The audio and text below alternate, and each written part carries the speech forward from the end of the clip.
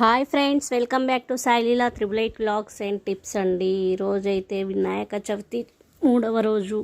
నేనైతే చింతపండు పులిహోర అయితే చేస్తున్నానండి. నేను ఏ విధంగా చేస్తానో చూడండి. ముందుగా ప్యాన్లో ఆయిల్ అయితే వేసుకోవాలి.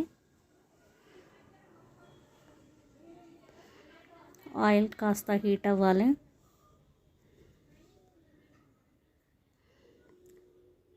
శనగపప్పు అయితే వేసుకుంటున్నాం.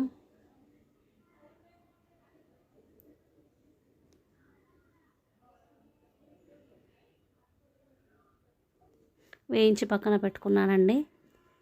పల్లీలను కూడా వేయించి పక్కన పెట్టుకోవాలి.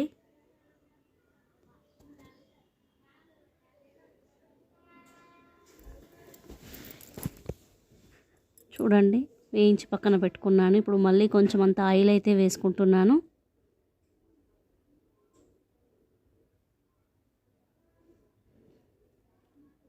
ఇప్పుడు జీలకర్ర వేసుకోవాలి.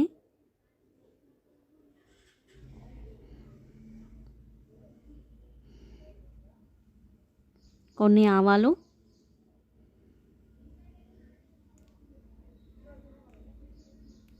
పచ్చిమిర్చి,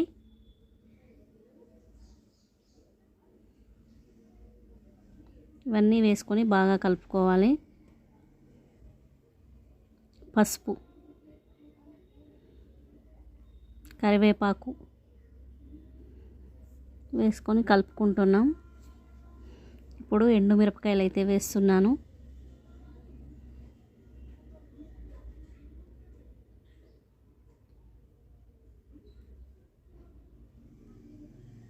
సరిపడా ఉప్పు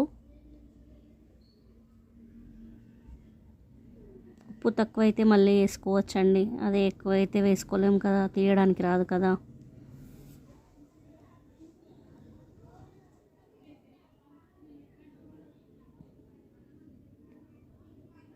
ఈ విధంగా అయితే పచ్చిమిర్చిని బాగా వేయించుకోవాలి. స్టవ్ దింపేసుకున్నాను. ఇగో పల్లీలు, శనగపప్పు అయితే వేయించుకొని ఇలా పక్కకు పెట్టుకున్నాను.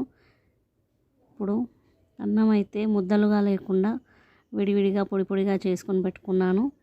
ఇందులో చింతపులుసు అయితే కలుపుకుందాం. చూసుకుంటూ కలుపుకోవాలి కొంచెం కొంచెం.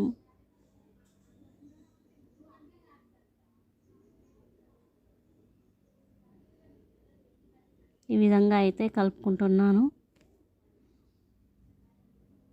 ఇప్పుడు ఈ పోపునైతే ఇందులో వేసుకోవాలి.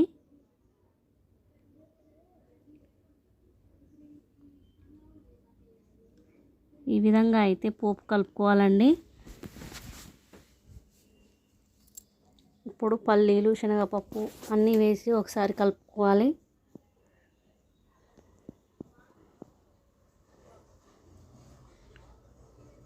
నేనైతే ఈ విధంగానే చేస్తానండి. అందరూ మొత్తం తాలింపులోనే అన్నీ వేసేస్తారు. చూడండి, పులిహోర రెడీ.